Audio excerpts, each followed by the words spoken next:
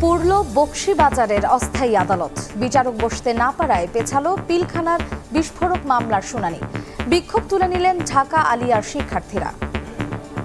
3 থেকে 6 মাসের জন্য জায়গাটা নিয়েছে, এখন কত বছর গেছে এর কোনো হিসাবই নেই। এখান থেকে অস্থায়ী আদালতকে তুলে নিতে হবে। ভিতরে ঢোকার মতো পরিবেশ ছিল না, গেটগুলোতে তালা দেওয়া ছিল। আজকের এই প্রেক্ষাপটে নিঃসন্দেহে এখানে আদালত পরিচালনা করার মতো কোনো প্রেক্ষাপট নাই। নিরপরাধ বিডিআর সদস্যদের মুক্তির আলটিমেটাম। আমাদের সকল বিডিআরকে পুনরায় চাকরিতে বহাল করতে হবে। যারা বিনা বিচারে দীর্ঘদিন জেলখানায় আছে তাদেরকে মুক্তি দিতে হবে। আপনাদের যদি মনে হয় সবাই দোষী মেরে দেন, ফাঁসি দেন, আমাদের সব পরিবার সহ দিয়ে দেন। বিডিআর এবং বিডিআর পরিবারের সদস্য আছেন, তাদের সাথে স্পষ্ট রাষ্ট্রীয় প্রহসন করা হয়। এই অভিযান আমরা বরদাস্ত করব না। দেখছিলেন প্রধান শিরোনাম। দুপুরের সময়ে সঙ্গে আছি আমি মার্জিয়া শ্রেয়া। এবারে অন্যান্য শীর্ষ সংবাদ। 43তম বিসিএস থেকে বাদ পড়া 227 জনের বেশিরভাগই যোগ দিতে পারবেন চাকরিতে। যাচাই হচ্ছে আবেদন, জানালেন সচিব।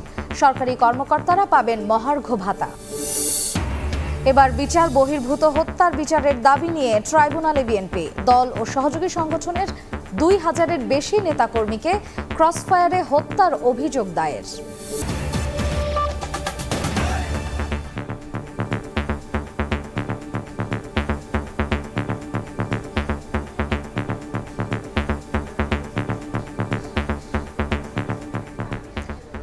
পুরল রাজধানীর বকশীবাজারে আলিয়া মাদ্রাসা মাঠের অস্থায়ী আদালত। বিচার কাজ পরিচালনার অবস্থা না থাকায় পেছালো পিলখানার বিস্ফোরক মামলার শুনানি। এদিকে মাঠ থেকে অস্থায়ী আদালত সরিয়ে নিতে রাস্তা অবরোধ করে বিক্ষোভ করেছেন শিক্ষার্থীরা। এই এজলাসেই হওয়ার কথা ছিল পিলখানা হত্যা মামলায় খালাস পেয়েও বিস্ফোরক দ্রব্য মামলায় জেলে থাকা বিডিআর সদস্যদের জামিন শুনানি। তবে মধ্যরাতেই পুড়ে গেছে পুরো আদালত। ভিতরে ঢোকার মতো পরিবেশ ছিল না, গেটগুলোতে তালা দেওয়া ছিল, বিভিন্ন প্রতিবন্ধকতা ছিল যার জন্য আসতে পারে। ওরা আমাদের থেকে 3 থেকে 6 মাসের জন্য জায়গাটা নিয়েছে, এখন কত বছর গেছে এর কোনো হিসাবই নেই। আশাটা হচ্ছে এখান থেকে অস্থায়ী আদালতকে তুলে নিতে হবে। আলিয়ার জায়গা, আলিয়ার মাঠের যে জায়গা, আলিয়ারকে বুঝিয়ে দিতে হবে। বিভিন্ন কৌশলে, বিভিন্ন কুচক্রির মাধ্যমে কিন্তু তারা আদালতটা এখানে বহাল রাখার একটা অপচেষ্টা চালিয়ে যাচ্ছে। যদি কেউ চায় যে এখানে হস্তক্ষেপ করবে, সেটা কখনোই হবে না এবং সম্ভব। বেলা 11টার দিকে অস্থায়ী আদালতে বিচারক ঢোকার চেষ্টা করলে তিনি শিক্ষার্থীদের বাধার মুখে পড়েন। পরে আদালত পরিদর্শন করেন বিচারক ও আইনজীবীরা। রাষ্ট্রপক্ষের আইনজীবী জানান, বিচার কাজ পরিচালনার অবস্থা না থাকায় এই আদালতে শুনানি সম্ভব নয়। আজকের এই প্রেক্ষাপটে নিঃসন্দেহে এখানে আদালত পরিচালনা করার মতো কোনো প্রেক্ষাপট নাই। আর পরবর্তী তারিখটা কবে হবে, আমরা এখান থেকে যাওয়ার পরে আসামি পক্ষের আইনজীবী এবং সরকার পক্ষের আইনজীবী সহ আমরা ওনার সাথে কথা বলবো। উনি আমাদেরকে ইনভাইট করে গেছেন, সেখানে আলোচনা করে আজকেই জানিয়ে দেওয়া হবে পরবর্তী তারিখ, এবং এটা চেষ্টা করা হবে দ্রুততম সময়ের ভিতরে এটা তারিখ নির্ধারণ করার জন্য। রাষ্ট্রপক্ষের আইনজীবীরা বলছেন, এভাবে বিচার বিঘ্নিত হয়, ন্যায় বিচার থেকে বঞ্চিত হচ্ছেন বিডিআর সদস্যরা। দুঃখজনক হলো গত 24 ঘন্টায় এই মামলাটি কোথায় অনুষ্ঠিত হবে, আদালত কোথায় বসবে, তার জন্য সীমাহীন নাটকীয়তা আমরা দেখলাম। যারা ভেতরে আছেন, নিগৃহীত হচ্ছেন, জেলে আছেন, তারা এই অন্যায় অপকর্মের সাথে কোনোভাবে জড়িত না। এটা জেনেও আজকে আমরা পতিত সরকারের পরিবর্তিত একটি নূতন প্রসিকিউশন পেলাম, কিন্তু আজকে নূতন প্রসিকিউশন আজকে আমাদেরকে বিচার পাওয়ার, নিরীহ মানুষদেরকে বিচার পাওয়ার কোনো ব্যবস্থা করলেন। এই মামলার বিচার কাজ পরিচালনায় পুরনো জেলখানা, নারী কারাগার ও ঢাকা কেন্দ্রীয় কারাগারের নাম প্রস্তাবনায় রয়েছে। আগুনের সাথে আমাদের পরিচয় অনেক পুরনো হলেও আদালতের এজলাস কক্ষ পুড়ে যাওয়ার ঘটনা এটিই প্রথম। হত্যা মামলায় খালাসের পরও শুধুমাত্র বিস্ফোরক দ্রব্য আইনে বন্দী রয়েছেন বিডিআর সদস্যরা। বিডিআর সদস্যদের পরিবার এবং আইনজীবীরা মনে করছেন, খুব অল্প সময়ের মধ্যেই নিষ্পত্তি হওয়া প্রয়োজন এই মামলার। আমান নবী, সময় সংবাদ, ঢাকা। অন্য প্রসঙ্গ, জিয়া অরফানেজ ট্রাস্ট দুর্নীতি মামলায় 10 বছরের সাজার বিরুদ্ধে বিএনপি চেয়ারপারসন বেগম খালেদা জিয়ার আপিলের শুনানি শেষ হয়েছে। মামলার আরেক আসামির আবেদন বিচারাধীন থাকায় 14 জানুয়ারি পর্যন্ত শুনানি মুলতবি করেছেন আপিল বিভাগ। সকালে প্রধান বিচারপতি ডক্টর সৈয়দ রিফাত আহমেদের নেতৃত্বাধীন আপিল বিভাগে শুনানি শুরু হয়। মাঝে 30 মিনিট বিরতি দিয়ে শুনানি চলে 1:15 পর্যন্ত। এদিন শুনানিতে বেগম জিয়ার আইনজীবীরা বলেন, মিথ্যা মামলায় তাকে সাজা দেওয়া হয়েছে।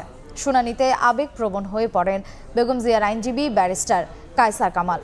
এদিন দুদক আইনজীবী শুনানিতে বলেছেন, দুর্নীতি, অনিয়ম, বিশ্বাসভঙ্গের কোনো প্রমাণ নেই মামলার নথিপত্রে। শুনানি শেষ হওয়ার পর জানা যায় মামলার আরেক আসামির আপিল এখনও শুনানির জন্য প্রস্তুত হয়নি। পরে 14 জানুয়ারি পর্যন্ত শুনানি মুলতবি করা হয়। এর আগে গত 11 নভেম্বর জিয়া অরফানেজ ট্রাস্ট দুর্নীতি মামলায় 10 বছরের সাজার বিরুদ্ধে বেগম জিয়ার লিভ টু আপিল মঞ্জুর করেন আপিল বিভাগ। বেগম খালেদা জিয়ার 342টা পড়লে বাংলাদেশের যে কোনো মানুষে আবেগপ্রবণ হবেন, কারণ ওনাকে প্রথমত জোর করে আদালতে ওনার বিভিন্ন সাক্ষ্য নেওয়া হয়েছে এবং উনি যা বলতে চাননি সেটাও আদালত জোর করে আদায় করেছেন। তো সেই জিনিসগুলো অন রেকর্ডে আছে। তথ্য প্রমাণ কোনো কিছুই ছিল না এই নিম্ন আদালতের জাজমেন্টের মধ্যে। তারপরেও আপনার হাইকোর্ট বিভাগ, এটা অত্যন্ত দুঃখের বিষয়, ঘৃণার বিষয়। দেশের সর্বোচ্চ আদালতের প্রতি মানুষের আসে আস্থা নিয়ে যে এখানে বিচার পাবে, কিন্তু সেখানে বিচারের নামে অবিচার হয়েছে। বিএনপি ও সহযোগী সংগঠনের 2276 নেতাকর্মীকে ক্রসফায়ারে হত্যার ঘটনায় আন্তর্জাতিক অপরাধ ট্রাইব্যুনালে অভিযোগ দায়ের করেছে বিএনপি। বেলা 11টার দিকে দলটির মামলা ও তথ্য বিষয়ক প্রতিনিধি দলের 3 সদস্য বিএনপির মহাসচিব মির্জা ফখরুল ইসলাম আলমগীর স্বাক্ষরিত চিঠি নিয়ে ট্রাইব্যুনালে আসেন। 2008 থেকে 2024 সালের 5 আগস্ট পর্যন্ত সারা দেশের জেলা, উপজেলা, মহানগর ও ইউনিয়ন পর্যন্ত 2000-এর বেশি নেতাকর্মীকে ক্রসফায়ার ও হত্যার অভিযোগ আনা হয়। এছাড়া 153 জনকে গুমের অভিযোগ করা হয়েছে, যাদের অনেকে এখনও নিখোঁজ বলে উল্লেখ করা হয়।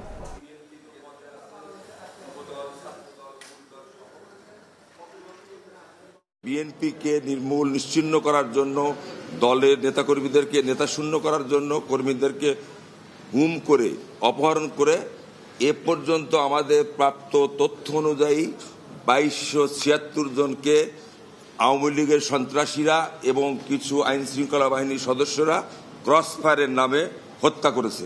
সংশ্লিষ্ট থানায় যিনি দায়িত্বরত পুলিশ অফিসার ছিলেন, ওখানে যে পুলিশ সুপার ছিলেন এবং ওই টিমে যারা ছিলেন, আমরা তাদেরকে এখানে আসামি হিসেবে দিয়েছি। দেশ ও জনগণের মধ্যে বিভক্তি তৈরি করার ষড়যন্ত্র ঠেকাতে সবাইকে ঐক্যবদ্ধ থাকার আহ্বান জানিয়েছেন দলের মহাসচিব মির্জা ফখরুল ইসলাম আলমগীর। দুপুরে গুলশান কার্যালয়ে বেগম খালেদা জিয়াকে নিয়ে লেখা বইয়ের মোড়ক উন্মোচন অনুষ্ঠানে তিনি একথা বলেন। দেশকে বাঁচাতে সংস্কারের পাশাপাশি দ্রুত নিরপেক্ষ নির্বাচন আয়োজনের আহ্বান জানিয়েছেন তিনি। বিভক্তির রাজনীতি যেন আমরা না করি। এখন যেটা প্রয়োজন, সবচেয়ে বেশি প্রয়োজন দেশকে বাঁচানোর জন্য, গণতন্ত্রকে ফিরে পাওয়ার জন্য ঐক্য। স্ট্রাকচার তো সংস্কার অবশ্যই লাগবে, কিন্তু সেই সংস্কারটা পেছনে যে শক্তিটা লাগবে সেটা হচ্ছে একটা নির্বাচিত পার্লামেন্ট, নির্বাচিত সরকার। কিছু মানুষ একেবারে যেন ডেসপারেট হয়ে গেছে, তার দেশকে ভাগ করে দেওয়া, জনগণকে বিরক্ত করবে, এখন বিভিন্ন রকম কথা বলছে, বিভিন্ন রকম আপনার উস্কানি দিচ্ছে, উস্কানিমূলক কথা হচ্ছে। আপনারা দয়া করে এগুলো বলতে চাবেন। আমরা আহ্বান জানাবো দেশের সমস্ত গণতন্ত্র প্রেমী মানুষদেরকে, স্বাধীনাধিকার মানুষদেরকে, যারা ঐক্যবদ্ধ থাকবেন। 43তম বিসিএস থেকে বাদ পড়া 227 জনের বেশিরভাগই চাকরিতে যোগ দিতে পারবেন বলে জানিয়েছেন জনপ্রশাসন মন্ত্রণালয়ের সিনিয়র সচিব। সচিবালয়ে এ সংক্রান্ত সভা শেষে তিনি জানান, আবেদন যাচাই শেষে শিগগিরই বিষয়টি বাস্তবায়ন করা হবে। এদিকে সরকারি কর্মকর্তা কর্মচারীদের জন্য মহার্ঘ ভাতা ঘোষণা করা হবে। এবছর থেকে পেনশনভোগীরাও মহার্ঘ ভাতা পাবেন বলে জানান তিনি। গত 1 জানুয়ারি সচিবালয়ের সামনে অবস্থান নিয়ে আন্দোলন করেন জনপ্রশাসন মন্ত্রণালয়ের প্রজ্ঞাপন থেকে বাদ পড়া 43তম বিসিএস এর 227 জন চাকরি প্রার্থী। সরকারি কর্মকমিশন পিএসসির সুপারিশ পাওয়ার পর দ্বিতীয় প্রজ্ঞাপনে কেন বাদ পড়েছেন তা জানতে প্রশ্ন রাখেন তারা। একই সঙ্গে প্রজ্ঞাপনে তাদের অন্তর্ভুক্তির দাবিও জানান। বৃহস্পতিবার সচিবালয়ে এ সংক্রান্ত সভা শেষে জনপ্রশাসন মন্ত্রণালয়ের সিনিয়র সচিব মোখলেসুর রহমান জানান, গুরুতর অপরাধের সঙ্গে জড়িতরা ছাড়া বাদ পড়া 227 জনের বেশিরভাগই পুনরায় চাকরিতে যোগ দিতে পারবেন। শিগগিরই তদন্ত শেষ হবে জানিয়ে বলেন, দ্রুত সময়ে এটি বাস্তবায়ন করা হবে। আমরা আশাবাদী এই যে 227 বললাম, এর মেজরিটি, মোর দ্যান মেজরিটি আপনারা এই যেভাবে বিজ্ঞাপন জারি হয়েছে যারা নর্মাল তাদের পক্ষেও জারি হবে। এটা একটা সময়ের ব্যাপার, just it is ongoing process. এদিকে আসন্ন বাজেটেই সরকারি কর্মকর্তা কর্মচারীদের মহার্ঘ ভাতা বরাদ্দ রাখার কথা জানিয়ে তিনি বলেন, এবছর থেকে পেনশনভুক্তরাও মহার্ঘ ভাতা পাবেন। তদন্ত আপনার 2-3 দিনের মধ্যে আপনারা এই যে তালিকা আপনারা জানতে পারবেন। কাজ শুরু হয়েছে, মিটিং আমরা হয়েছে, 2টা মিটিং হয়েছে। মহার্ঘ ভাতাটা ভেরি রিসেন্টলি হবে। এবার একটা যেটা ব্যতিক্রম হবে, আগে মহার্ঘ ভাতা পেনশনাররা পেতেন, এবার পেনশনাররাও মহার্ঘ ভাতা পাবে এবং একটা রিজনেবল পাবে। এবং পরের বছর যখন তার ইনক্রিমেন্টের সময় আসবে, এই মহার্ঘ ভাতাটা তার বেসিকের সাথে যোগ হবে। তবে কত শতাংশ ভাতা দেওয়া হবে সেটি অর্থ মন্ত্রণালয় নিশ্চিত করতে পারবে বলে জানান সিনিয়র সচিব। প্রসূন আশিস, সময় সংবাদ, ঢাকা। আন্তঃক্যাডার দ্বন্দ্বে উত্তাপ বাড়ছে জনপ্রশাসনে। পাল্টাপাল্টি কর্মসূচিতে উপেক্ষিত সরকারি আচরণবিধিও। বিশ্লেষকরা মনে করছেন, দাবি জানাতে নিয়ম মাফিক পথে হাঁটতে হবে সরকারি কর্মচারীদের। তা না হলে কঠোর ব্যবস্থা নেয়ার পথ খোলা রয়েছে সরকারের সামনে। বিশ্লেষকদের অনেকেই মনে করেন, সংশ্লিষ্ট পক্ষগুলোর সঙ্গে আলোচনার মাধ্যমে সমস্যার সমাধানে উদ্যোগী হওয়া উচিত সরকারের নীতি নির্ধারকদের। এছাড়া পদোন্নতি, সুযোগ সুবিধা আর মর্যাদার ক্ষেত্রে বৈষম্য কমাতে পারলে আগামীতে জনপ্রশাসনও হবে গতিশীল ও জনবান্ধব। ফারুক বিন রবিনের রিপোর্ট। সরকারি চাকরিতে দীর্ঘদিন সুপ্ত থাকা আন্তঃক্যাডার দ্বন্দ্ব এখন রূপ নিয়েছে প্রকাশ্য বিরোধে। পাল্টাপাল্টি দাবিতে কর্মসূচি নিয়ে মাঠে নামছেন জনপ্রশাসনের কর্মকর্তারা। নজিরবিহীন পরিস্থিতির মধ্যে জারি হয় সরকারের কঠোর বার্তা। এমন অবস্থায় কর্মসূচি কিংবা বক্তব্য বিবৃতিতে আগের তুলনায় কিছুটা নমনীয় বটে। তবে নিজেদের দাবি থেকে সরে আসেনি কোনো পক্ষই। মূলত উপসচিব পদে পদোন্নতি সংক্রান্ত ইস্যুতে প্রশাসন ক্যাডারের সঙ্গে বিরোধ বাধে বাকি ক্যাডারগুলোর কর্মকর্তাদের। বিশ্লেষকরা মনে করেন, প্রতিবেদন তৈরির আগেই জনপ্রশাসন সংস্কার কমিশনের সম্ভাব্য কিছু সুপারিশ সামনে আসায় তৈরি হয়েছে এমন পরিস্থিতি। তাদের কিছু বক্তব্যের কারণে এই অবস্থাটার সৃষ্টি হয়েছে। রিপোর্ট দেওয়ার আগে এতটা খোলাখুলিভাবে কথা বলাটা ঠিক হয় নাই। কিন্তু জনপ্রশাসনকে স্বাভাবিক ছন্দে ফেরাতে এই সময়ে করণীয় কি? বিশ্লেষকরা মনে করেন, সরকারের কঠোর হওয়ার সুযোগ আছে, তবে প্রাথমিক অবস্থায় জোর দিতে হবে আলোচনার উপর। সংস্কার কমিশনকে একটু সময় দেওয়া উচিত। তারা তাদের মতো করে এই রিকমেন্ডেশনগুলো করুক এবং সরকার সেটা বিবেচনা করে সবার সঙ্গে অন্য যে স্টেক হোল্ডার আছেন, এই 26 টাকার স্টেক হোল্ডারের সঙ্গে নিয়ে আলোচনা করুক, দেন একটা রেজাল্ট আসবে। সেই সময় পর্যন্ত সব পক্ষকে একটু রিস্ট্রেইন থাকতে হবে। এখন তারা অনেকটা শোভনীয় পর্যায়ে আসছে। আমার মনে হয় আস্তে আস্তে এটা আরও নমনীয় হয়ে যাবে। আর যদি শেষ পর্যন্ত না হয়, তখন তো সরকারকে কঠোর অবস্থান নিতেই হবে। সরকারের আর কোনো উপায় থাকবে না, কারণ আগে তো জনস্বার্থ। আর জনপ্রশাসনে আন্তঃবিরোধ দ্বন্দ্বের স্থায়ী সমাধান কি? সমস্ত ক্যাডারের সুযোগ সুবিধা যদি সেম করা যায়, একই রকম কাছাকাছি করা যায়, একই রকম করা যায়, তাহলে একটা চেঞ্জ আসবে। তো যদি সবাইকে আপনি সমান সুযোগ সুবিধা দেন, তাতে কি দাঁড়াবে? তখন হচ্ছে এই এক ক্যাডারের উপর আরেক ক্যাডারের যে কন্ট্রোলটা, ডমিনেশনটা, এই ডমিনেন্স তখন থাকবে না। পদোন্নতির বঞ্চনা যদি কোনো ক্যাডারেই না থাকে, তাহলে কিন্তু এই যে আন্তঃক্যাডার বৈষম্য এবং ক্যাডার বিরোধ, এইটা কিন্তু আপনা থেকে কমে আসবে। বিশেষজ্ঞরা বলছেন, গতিশীল ও জনবান্ধব জনপ্রশাসনের জন্য প্রয়োজন রাজনৈতিক প্রভাব মুক্ত হয়ে স্বচ্ছ প্রক্রিয়ায় দক্ষতা ও যোগ্যতার ভিত্তিতে কর্মকর্তাদের পদোন্নতি আর যথাযথ জায়গায় পদায়ন। আমার মনে হয়। ফারুক ভিয়া রবিন, সময় সংবাদ, ঢাকা। রোগী নিয়ে হাসপাতালে যাওয়ার পথে নিজেরাই হলেন লাশ। সাভারে বেপরোয়া বাসের ধাক্কায় অ্যাম্বুলেন্স সহ পুড়ল 4টি গাড়ি। এতে অ্যাম্বুলেন্সে থাকা নারী, শিশুসহ একই পরিবারের 4 জনের প্রাণ গেছে। আহত 7 বাস যাত্রীকে ভর্তি করা হয়েছে হাসপাতালে। বাস বেপরোয়া গতিতে ওভারটেকিং করার সময় দুর্ঘটনা ঘটে বলে জানিয়েছেন প্রত্যক্ষদর্শীরা। এমন মর্মান্তিক মৃত্যুতে শোকস্তব্ধ স্বজনেরা। প্রত্যক্ষদর্শীরা জানান, বেপরোয়া গতির বাস ওভারটেকিং করতে গিয়েই অ্যাম্বুলেন্সে ধাক্কা লাগে। অ্যাম্বুলেন্সের ভেতর থেকে উদ্ধার করা হয় নারী, শিশুসহ 4 জনের পুড়ে যাওয়া মরদেহ। আহত 7 বাস যাত্রীকে পাঠানো হয় হাসপাতালে। অ্যাম্বুলেন্স যাইতেছে, শ্যামলী অন্য গাড়ি যাচ্ছে। যখন আপনার অন্য গাড়ি একটু চাপ দিয়েছে, চাপ দেওয়ার কারণে সিলিন্ডার বাস্ট হয়েছে। দেখি যে এখানে 3টা গাড়িতে আগুন জ্বলতেছে। একটা হইলো সামনে কি গাড়ি ছিল, ওটা পুড়তে ছিল, দেখার মতো কোনো সিস্টেম ছিল না।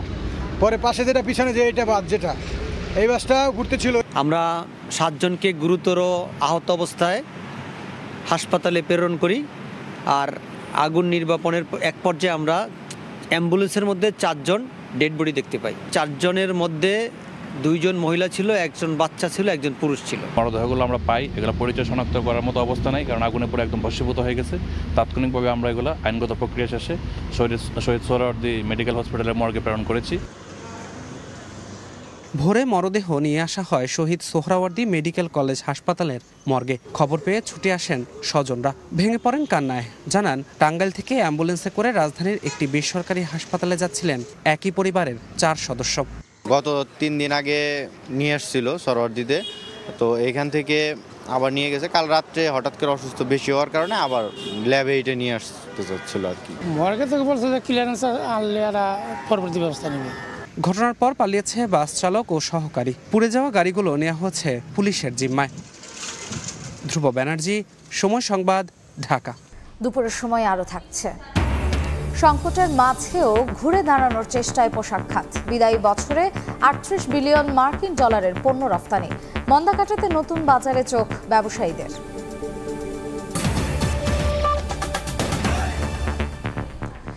সরকারের হজ এজেন্সি কোটা 1000 করার সিদ্ধান্ত প্রত্যাখ্যান করে 500 জনের কোটা বহাল রাখার দাবি জানিয়েছেন হাব সদস্যরা। সকালে ঢাকা রিপোর্টার্স ইউনিটিতে সংবাদ সম্মেলনে তারা বলেন, হঠাৎ করেই সৌদি সরকার নিয়ম পরিবর্তন করায় গেল 29 ডিসেম্বর সর্বনিম্ন 500 জনের কোটা রাখা হয়। সেটি পুরনো হলেও হঠাৎই 4 জানুয়ারি এজেন্সি প্রতি সর্বনিম্ন কোটা 1000 করে বিজ্ঞপ্তি দেয় ধর্ম মন্ত্রণালয়। হাব সদস্যদের দাবি, এই কোটা সম্পূর্ণ অযৌক্তিক, যা পূরণ করতে গেলে ব্যবস্থাপনায় বিশৃঙ্খলা হতে পারে। দাবি না মানলে হজ কার্যক্রম বাতিলের হুঁশিয়ারি এজেন্সি মালিকদের।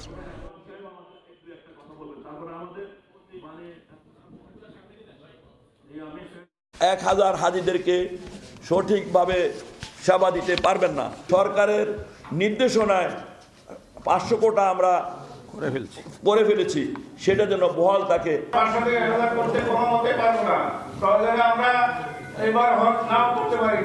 প্রধান উপদেষ্টা সঠিক পদক্ষেপ গ্রহণের মধ্য দিয়ে সর্বনিম্ন কোটা 500-র মধ্যে আমরা যে লিড করেছি, এই বছর হজ ব্যবস্থাপনায় সেটি নিশ্চিত করার ব্যবস্থা করবেন। সরকারের হাতে আলাদিনের কোনো চিরাগ নেই, যা দিয়ে রাতারাতি বাজার নিয়ন্ত্রণ সম্ভব। তবে চেষ্টা চলছে। আসন্ন রমজানে নিত্যপণ্যের দাম বাড়ার শঙ্কার বিপরীতে এভাবেই সরকারের অবস্থান জানান বাণিজ্য উপদেষ্টা। বলেন, সংকট না থাকলেও ঊর্ধ্বমুখী চালের বাজার সরকারকে শঙ্কায় ফেলেছে। সকালে সচিবালয়ে বাণিজ্য উপদেষ্টার সঙ্গে তুর্কি বাণিজ্য মন্ত্রীর বৈঠক শেষে এ কথা বলেন উপদেষ্টা। এশিয়া ও ইউরোপের সংযোগকারী দেশ তুরস্ক এবার বাংলাদেশে বিনিয়োগ করতে আগ্রহী। অবকাঠামো, স্বাস্থ্য ও নবায়নযোগ্য জ্বালানি খাতে বিশেষ আগ্রহ দেশটির। সামরিক খাতেও বিনিয়োগ করতে চায় তুরস্ক। এ লক্ষ্যে বৃহস্পতিবার সকালে বাণিজ্য উপদেষ্টার সঙ্গে সচিবালয়ে বৈঠক করেন দেশটির বাণিজ্য মন্ত্রী। বৈঠক শেষে সাংবাদিকদের কাছে তুরস্কের বিনিয়োগের আগ্রহের কথা জানান বাণিজ্য উপদেষ্টা। ওনারা আমাদের রিনিউয়েবল এনার্জিতে আগ্রহ প্রকাশ করেছেন। ওনাদের মেশিনারি ইন্ডাস্ট্রি, যেখানে আমাদের বাংলাদেশের শিল্পায়নের ক্ষেত্রে, সেক্ষেত্রে আগ্রহ করেছেন। ওনারা আমাদের অবকাঠামো খাতে বিনিয়োগের আগ্রহ প্রকাশ করেছেন। জনসংখ্যার ভিত্তিতে এই ট্রেডটা আমরা মনে করি না যথেষ্ট। এই ট্রেডটাকে আরও বহুগুণ বৃদ্ধি করার সম্ভাবনা রয়েছে এবং আমরা সেই সম্ভাবনাগুলো অর্জন করার জন্যই খাতগুলোকে চিহ্নিত করেছি প্রাথমিক পর্যায়ে, এবং এই খাতগুলোকে বাস্তবায়নের জন্য আমরা এটা জয়েন্ট ইকোনমিক কমিশনে নিয়ে আমাদের ফাংশনাল স্ট্র্যাটেজিগুলো তৈরি করব। এ সময় সাংবাদিকদের সঙ্গে দেশের বাজার পরিস্থিতি নিয়ে কথা বলেন উপদেষ্টা। বিশেষ করে রমজানকে সামনে রেখে পণ্যমূল্য বৃদ্ধির শঙ্কার কথা জানতে চাইলে রাতারাতি বাজার নিয়ন্ত্রণ সম্ভব নয় বলে সাফ জানিয়ে দেন তিনি। এখানে অস্বীকার করার কোনো সুযোগ নেই, বাট আমার কাছে মনে হচ্ছে সময়টা সাময়িক। আপনি তো মানে কোন আলাদিনের চারাগ নেই যেটাতে আপনি যে সুইচ দিলেন কালকেই মার্কেটটা ঠিক হয়ে যাবে। কোনো সংকট না থাকলেও ঊর্ধ্বমুখী চালের বাজার সরকারকে শঙ্কায় ফেলেছে বলে জানান উপদেষ্টা। ইয়ানুর শিফাত, সময় সংবাদ, ঢাকা। আর্থসামাজিক স্থিতিশীলতার জন্য প্রয়োজন নতুন কাজের জোগাড়। দরকার বিনিয়োগের গতি বাড়ানো, কিন্তু সেখানেই পড়েছে ভাটা। বাংলাদেশ ব্যাংকের তথ্য, 2 বছরের ব্যবধানে বেসরকারি খাতে ঋণ প্রবৃদ্ধি নেমেছে অর্ধেকে। আগ্রহ হারাচ্ছেন বিদেশি বিনিয়োগকারীরাও। এই অবস্থা চললে ব্যবসায়ীদের শঙ্কা, কঠিন চাপে পড়বে দেশের অর্থনীতি। পরিস্থিতি সামাল দিতে কাজের সুযোগ বাড়াতে স্থানীয় সরকারের বিশেষ উদ্যোগের পাশাপাশি বিদেশে কর্মী পাঠানোর উপর জোর দিচ্ছেন অর্থনীতিবিদরা। আমাদের দৈনন্দিন জীবন এখন অনেক কঠিন পর্যায়ে চলে গেছে, অনেক কষ্ট, মানে আয় বলতে কিছু নেই, মানুষের তো ইনকাম কম, অনেক কষ্ট হয়। মাসের ভিতরে অনেক ওষুধের দাম বাড়ছে, তো কষ্ট হইলে কি করবে ভাই, খাইতে তো হইব। উচ্চ মূল্যস্ফীতির বাজারে দৈনন্দিন ব্যয় বৃদ্ধির চাপ সামাল দিতে সাধারণ মানুষ যখন খুঁজছেন নতুন কর্মসংস্থান ও আয়ের সুযোগ, তখন হতাশার বার্তা দিচ্ছে বাংলাদেশ ব্যাংক। কর্মসংস্থান তৈরিতে যে বিনিয়োগ দরকার সেই অর্থলগ্নি যে ক্রমেই কমছে তার স্পষ্ট প্রমাণ কেন্দ্রীয় ব্যাংকের দেয়া বেসরকারি খাতের ঋণ প্রবৃদ্ধির পরিসংখ্যান। হালনাগাদ তথ্য বলছে 2022 সালের নভেম্বর মাসে বেসরকারি খাতে ঋণ প্রবৃদ্ধি প্রায় 14% কাছাকাছি থাকলেও 2023 সালের নভেম্বরে তা নেমে আসে 9.9%। এরপর একদিকে সুদহার বৃদ্ধি, অন্যদিকে রাজনৈতিক অস্থিতিশীলতা, সব মিলিয়ে গেল নভেম্বরে 7.66% নেমেছে বেসরকারি খাতের ঋণ প্রবৃদ্ধি।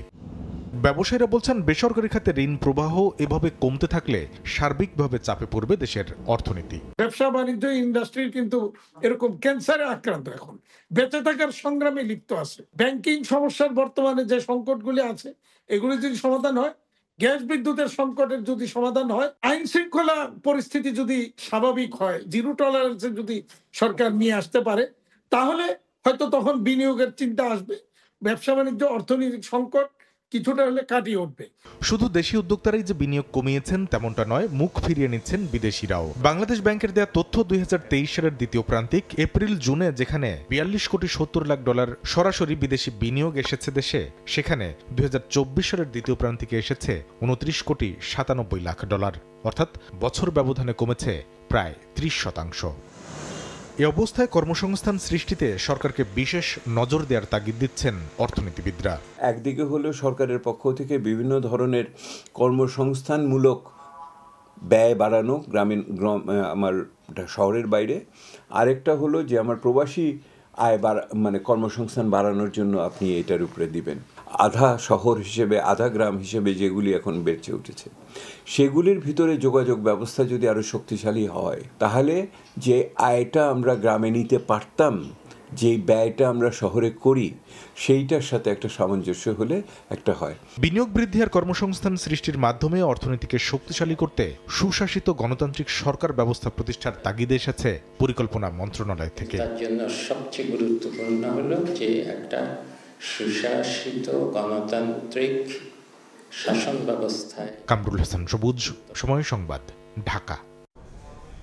বৈশ্বিক নানা সংকটের পাশাপাশি বছর জুড়ে চরম অস্থিরতার পরেও সদ্য বিদায়ী বছরে 38 বিলিয়ন মার্কিন ডলারের তৈরি পোশাক রফতানি করেছে বাংলাদেশ। 7% প্রবৃদ্ধি হিসাবে, যা আগের বছরের তুলনায় 2.5 বিলিয়ন মার্কিন ডলার বেশি। চড়া মূল্যের ম্যান মেড ফাইবারের তৈরি পোশাক উৎপাদন বাড়িয়ে বাড়তি আয় হলেও সংকটের মুখে রফতানি কিছুটা কমেছে বলে দাবি ব্যবসায়ীদের। সাক্ষাৎকার ক্যামেরায় বিস্তারিত জানাচ্ছেন কমল দে। ছাত্র জনতার গণ আন্দোলনে পুরো জুলাই আগস্ট উত্তাল বাংলাদেশে ইন্টারনেট ব্যবস্থা বন্ধ করে দেওয়ায় মারাত্মকভাবে ক্ষতিগ্রস্ত হয় গার্মেন্টস শিল্পের উৎপাদন। এরপর আওয়ামী লীগ সরকারের পতন হলে শুরু হয় নতুন করে গার্মেন্টস শিল্পের অস্থিরতা। কিন্তু এত সংকটের মাঝেও ঘুরে দাঁড়ানোর চেষ্টা করছে গার্মেন্টস শিল্প। বিশেষ করে সদ্য বিদায়ী বছরে 38.48 বিলিয়ন মার্কিন ডলারের পণ্য রফতানি করেছেন বাংলাদেশের গার্মেন্টস মালিকেরা। অথচ সংকটবিহীন 2023 সালে 35.88 বিলিয়ন মার্কিন ডলার পণ্য রপ্তানি হয়েছিল। 7% গ্রোথ আমরা দেখতে পাচ্ছি ভ্যালুর দিক দিয়ে। জ্যাকেট এক্সপোর্ট করছি প্রচুর পরিমাণে, ব্লেজার এক্সপোর্ট করছি, সেগুলো সবগুলো এফওবি আপনার $10 to $15 উপরে। বিজিএমই এর তথ্য অনুযায়ী 2024 সালে প্রবৃদ্ধি অর্জনে বড় ধরনের ভূমিকা রেখেছে নিটওয়্যার পণ্য, যার পরিমাণ 20.52 বিলিয়ন মার্কিন ডলার। তার বিপরীতে ওভেন পণ্য রপ্তানি হয়েছে 17.95 মার্কিন ডলারের। সাম্প্রতিক সময়ে পরিমাণগতভাবে তৈরি পোশাকের রপ্তানি কিছুটা কমলো। ম্যানমেড ফাইবারের স্পোর্টসওয়্যার এবং অ্যাক্টিভওয়্যারের চাহিদা বাড়ায় বাংলাদেশের রপ্তানি আয়ে গতি স্বাভাবিক থাকছে। ম্যানমেড ফাইবারের এই পোশাকগুলো এখন কিন্তু ইন্টারন্যাশনাল মার্কেটে এত জনপ্রিয়, কারণ আসলে মানুষের এখন কিন্তু রুচি চেঞ্জ হয়েছে। একই সঙ্গে কয়েক বছর আগেও বাংলাদেশের গার্মেন্ট শিল্পের মূল বাজার ইউরোপ এবং আমেরিকা কেন্দ্রিক হলো এখন পরিস্থিতি অনেকটা পাল্টে যেতে শুরু করেছে। মধ্যপ্রাচ্য এবং আফ্রিকার মতো অপ্রচলিত বাজারে রফতানিয়ায় বাড়ানোর স্বপ্ন দেখছেন তৈরি পোশাক খাতের ব্যবসায়ীরা। এই সময়টা আমাদের যদি পরিস্থিতি স্থিতিশীলতায় আমরা নিয়ে আসতে পারি এবং বিভিন্ন ধরনের বিভিন্ন জায়গার মধ্যে কস্ট যদি আমরা মিনিমাইজ করতে পারি, একটা মাইন্ডসেট করতে পারি to grow in the business, export business, এটার জন্য সবার সহায়তা প্রয়োজন। বাংলাদেশে বর্তমানে বিজিএমই এর আওতাধীন 2564টি গার্মেন্টস কারখানা পুরোদমে চালু রয়েছে। বাংলাদেশের রপ্তানি আয়ের শীর্ষস্থানে রয়েছে তৈরি পোশাক খাত। আবার এ খাতকে পড়তে হচ্ছে জটিলতায়। সম্ভাবনা থাকার কারণে বিদেশি বায়াররা দামি পণ্য তৈরির ক্ষেত্রে বেছে নিচ্ছে বাংলাদেশকে। আবার সেই সম্ভাবনা নষ্ট হচ্ছে গার্মেন্টস ক্ষেত্রে অস্থিরতার কারণে।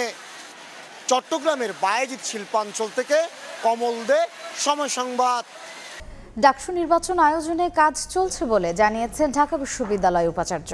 সকালে টিএসসিতে শীতকালীন বইমেলা উদ্বোধন শেষে তিনি বলেন, নির্বাচনে সব মতাদর্শের শিক্ষার্থীদের অংশগ্রহণ নিশ্চিত করা হবে। ভর্তি পরীক্ষায় কোটার বিষয়ে সিদ্ধান্ত নিতেও কমিটি গঠনের কথা জানান উপাচার্য। 24টি স্টলের প্রতিটিতেই ইসলামিক বইয়ের পসরা। এমন চিত্র ঢাকা বিশ্ববিদ্যালয়ের ছাত্র শিক্ষক কেন্দ্রে একেবারেই নতুন। অংশ নেয়া শিক্ষার্থীরা এই আয়োজনকে নিয়েছেন ইতিবাচকভাবে। দেশের সংখ্যাগরিষ্ঠ বলে নয়, সব ধর্মের মুক্ত চর্চার পক্ষে তারা। ঢাকা বিশ্ববিদ্যালয়ের ইতিহাসে এরকম এর আগে কখনোই হয়নি। বাংলাদেশের সবচেয়ে বড় বিদ্যাপীঠ, এখানে বইমেলাটাই আমাদের কাছে সচরাচর স্বাভাবিক একটা বিষয় হওয়ার কথা ছিল, যেটা এখন আমাদের কাছে একটি স্বপ্ন বাস্তবায়নের মতো। দেশে একটা ইসলামাইজেশনের প্রক্রিয়া চলতেছে, ঢাকা বিশ্ববিদ্যালয় তার ব্যতিক্রম নয়। তো অ্যাকচুয়ালি এটা আমরা খুবই হ্যাপি যে ঢাকা বিশ্ববিদ্যালয়ে এরকম একটা আয়োজন হচ্ছে। রাসূলের সুন্নাহ পালন করব, কিন্তু জঙ্গি ট্যাগ লাগাই দেওয়া হতো, জামাত শিবির ট্যাগ লাগাই দেওয়া হতো। আমাদের উদ্দেশ্যটাই হচ্ছে যে এইরকম একটা মেলার মাধ্যমে আমাদের শিক্ষার্থীদেরকে আরও এঙ্গেজ করা, তাদের ভিতরে জ্ঞানের বিচ্ছুরণটাকে ছড়ানো এবং তারা যেন একে অন্যকে বই গিফট করে, বই পড়ে, এই কালচারটা তৈরি করাই যায়। ক্যাম্পাসে ধর্মচর্চার মতো শিক্ষার্থীদের রাজনৈতিক চর্চাও নিশ্চিত করতে চায় প্রশাসন। আর তাই ডাকসু নির্বাচনের লক্ষ্যে কাজ চলছে বলে জানালেন ঢাবি উপাচার্য। বললেন, নির্বাচনে নিশ্চিত করা হবে সর্বোচ্চ মতাদর্শের শিক্ষার্থীদের অংশগ্রহণ। ওই অর্থে আমাদের যেহেতু কোনো বায়াস নেই, আমরা চাই সবাই আসুক, ম্যাক্সিমাম সংখ্যক আমাদের শিক্ষার্থীরা আসুক, উৎসবমুখর পরিবেশ হোক এবং গণতন্ত্রের চর্চা হোক। শিক্ষার্থীদের দাবির প্রেক্ষিতে সম্প্রতি ভর্তি পরীক্ষায় পোষ্য কোটা বাতিল করে রাজশাহী বিশ্ববিদ্যালয় প্রশাসন। ঢাবিতেও একই দাবি দানা বাঁধতে শুরু করেছে। আমরা কোটার বিষয়টা দেখবার জন্য একটা কমিটি করা আছে, তারা নিয়মিতভাবে দেখছেন। দেখার পরে আমরা এটা নিয়ে অলরেডি বেশ কিছু কাজ হয়েছে, এটা আলোচনার মধ্যে আছে। বৃহস্পতিবার শুরু হয়ে আগামী শনিবার পর্যন্ত চলবে শীতকালীন এই বইমেলা। সকাল 10টা থেকে রাত 9টা পর্যন্ত মেলায় লেখক, গবেষক ও তারকাদের সঙ্গে আড্ডা সহ থাকবে নানা আয়োজন। জুম্মান সাদিক, জ্যাভলিন, সময় সংবাদ, ঢাকা। ভ্যাট বাড়ানো হলে হোটেল রেস্তোরাঁ ব্যবসা বড় ধরনের ক্ষতির মুখে পড়বে বলে মনে করেন এ খাতের উদ্যোক্তারা। নতুন পরিকল্পনা থেকে সরে আসতে সরকারের প্রতি আহ্বান তাদের, না হলে আন্দোলনের হুমকি দিয়েছেন। সকালে রাজধানীর একটি হোটেলে আয়োজিত সংবাদ সম্মেলনে এসব কথা বলেন বাংলাদেশ রেস্তোরাঁ মালিক সমিতির নেতারা। 43 ধরনের পণ্য ও সেবার ওপর ভ্যাট বাড়িয়ে 15% করার পরিকল্পনা করছে জাতীয় রাজস্ব বোর্ড এনবিআর, যেখানে হোটেল রেস্তোরাঁয় 5% থেকে বাড়িয়ে 15% করার প্রস্তাব এসেছে।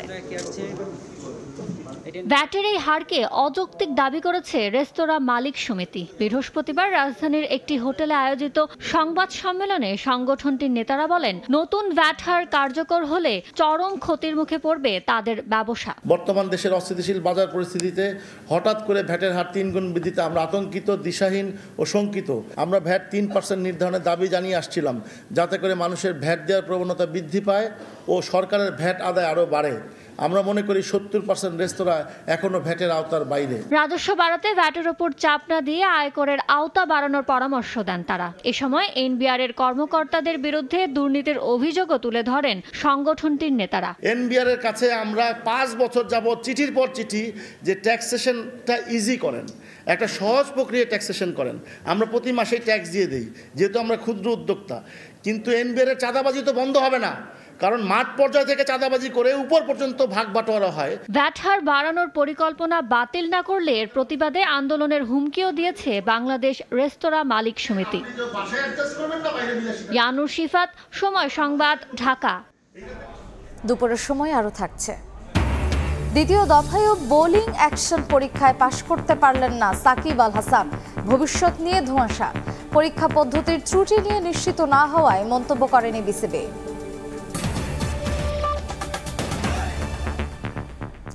চট্টগ্রাম আদালতের বারান্দা থেকে গায়েব হওয়া 2000 মামলার নথি উদ্ধার করা হয়েছে। এসব নথি 16 টাকা কেজি দরে ভাঙাড়ির দোকানে বিক্রি করেছিলেন চা বিক্রেতা রাসেল। আদালতের সিসিটিভি ফুটেজ বিশ্লেষণ করে তাকে গ্রেফতারের পরই এসব নথির সন্ধান পায়। চট্টগ্রামের কোতোয়ালি থানায় করিডোরে থাকা এসব নথির বস্তায় রয়েছে হত্যা, মাদক চোরাচালান, বিস্ফোরণের মতো বিভিন্ন গুরুত্বপূর্ণ মামলার কাগজপত্র, যা সম্প্রতি মহানগর পিপি কার্যালয়ের বারান্দা থেকে গায়েব হয়েছিল।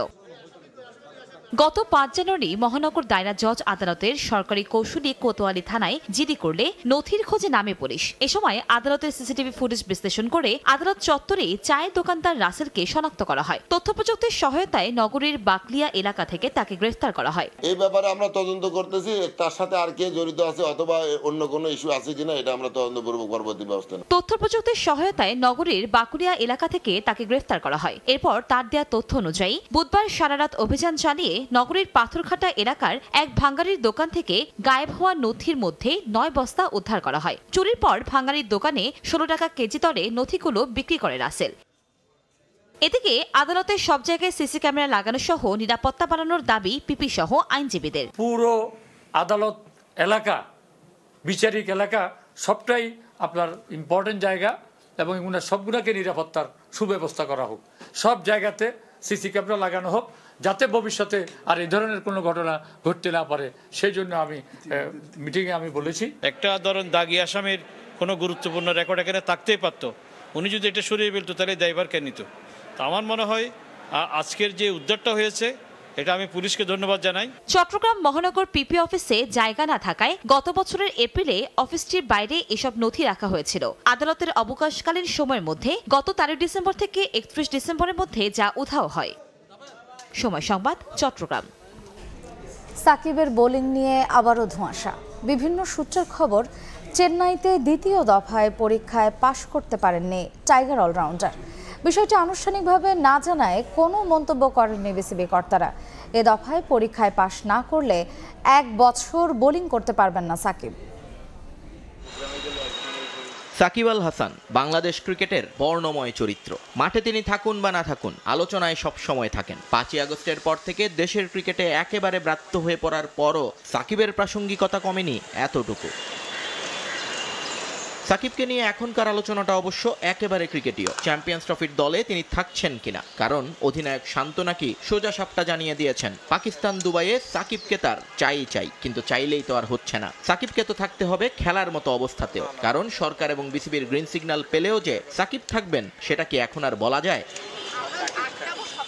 কারণ যে অলরাউন্ডার সত্তা সাকিবকে চিনিয়েছে পুরো ক্রিকেট দুনিয়ায়, সেটাই তো এখন শঙ্কার মুখে। বোলিং অ্যাকশনে ত্রুটি ধরা পড়ার খবর অনেক পুরানো। নতুন খবর হচ্ছে, প্রথম দফার পর দ্বিতীয় দফাতেও বোলিং অ্যাকশন শুধরানোর পরীক্ষায় অকৃতকার্য হয়েছেন সাকিব আল হাসান। চেন্নাই থেকেও কোনো সুখবর আসেনি বাংলাদেশের সমর্থকদের জন্য।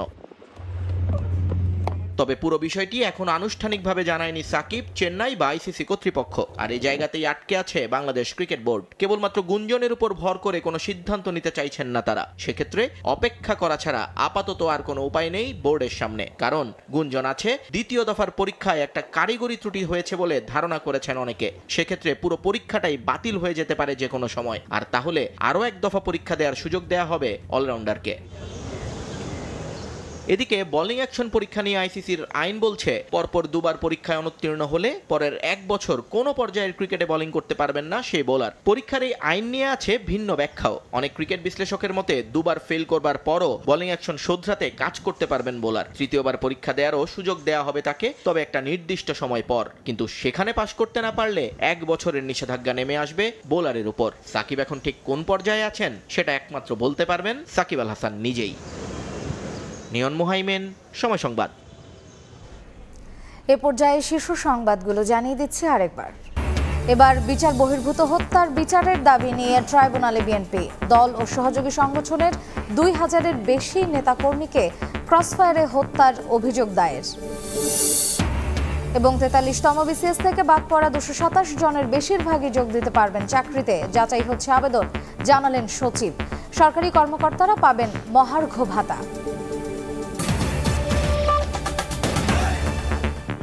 এই ছিল দুপুরের সময়, সঙ্গেই থাকুন সময়ের।